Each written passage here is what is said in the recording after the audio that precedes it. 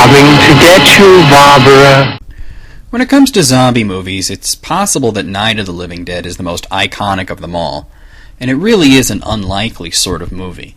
It was a first-time director, an independent studio, an extremely low budget. It was shot in black and white when color was clearly available, and the plot follows a sort of horror short story format. What's nuts about this movie is that although it was a huge success, the director, George A. Romero, made just about no money off of it. The final print that made it to theaters was missing a copyright notice that had appeared in previous prints, making the theatrical version part of the public domain, meaning that anybody can distribute or sell it without having to pay Romero a dime. And boy, have people taken advantage of that. You know those cheap DVD collections of public domain ancient horror films? Usually they're full of crappy, obscure movies that nobody's ever heard of, but they almost all have Night of the Living Dead on them. While zombie films obviously existed before Night of the Living Dead, this is really where the genre kicks off into overdrive and has spawned countless imitators. Hell, the movie itself has 5 sequels: Dawn of the Dead, Day of the Dead, Land of the Dead, Diary of the Dead, and Survival of the Dead. And it was remade in 1990 and again in 2006. And the first 2 sequels have also been remade. There's also tons of imitators, parodies, homages, unofficial sequels, and movies that are unrelated but ape the popularity of the original by either starting their title with Night of the or ending it with Of the Dead.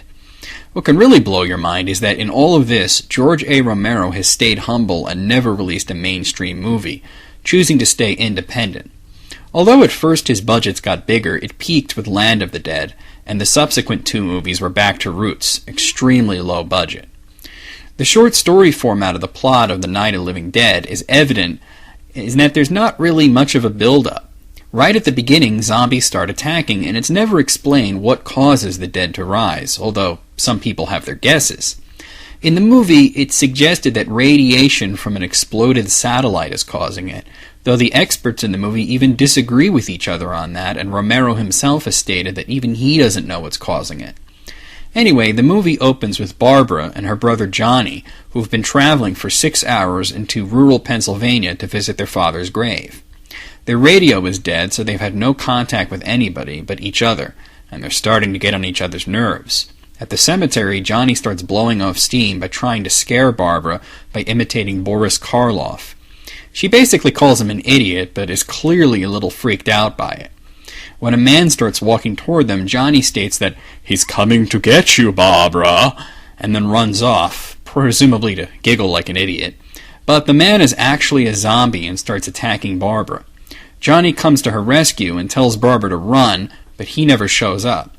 She runs off and winds up in a farmhouse and finds partially devoured corpses in it. At this point, she's practically catatonic with fear. She meets a young man named Ben who has been fighting the dead for a while now. Apparently, the phenomenon has been going on for some time, but Barbara and Johnny were isolated and unaware of it. Ben fights off zombies and kills a few, and then starts boarding up the house and gets a radio working. They find that there's more people in the cellar, a couple named the Coopers and their daughter who was injured by one of the dead, and a young man named Tom and his girlfriend Judy. Most of the movie is about the antagonism between Ben and Mr. Cooper, who was a total cockface. It's interesting to note that Night of the Living Dead was one of the first, if not the first, horror films to have a black man as the main hero, and some have interpreted Mr. Cooper's antagonism toward him as racism. But personally, I think it's not racism. He's just a jerk. Remember, if you're a minority and somebody is being an unreasonable jerk to you, it's only natural to assume that it's racism. But you also have to remember, some people just suck.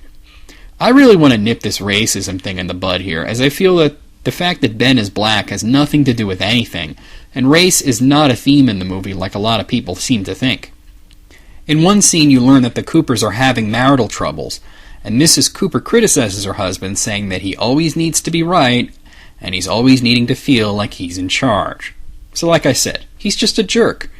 The argument stems from the fact that Cooper feels the safest course of action is for them to barricade themselves in the cellar, but Ben feels it's a death trap, and if they stay on the main floor they can run if they need to, and they have more supplies, as well as a radio and a television, so they can follow rescue instructions if need be.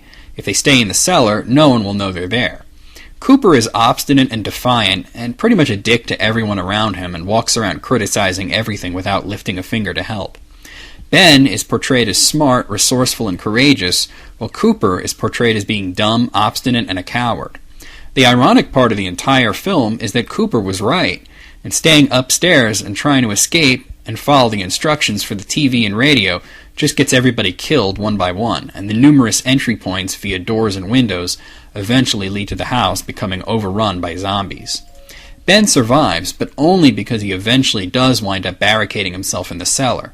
So basically Ben was wrong for all the right reasons, and Cooper was right for all the wrong reasons.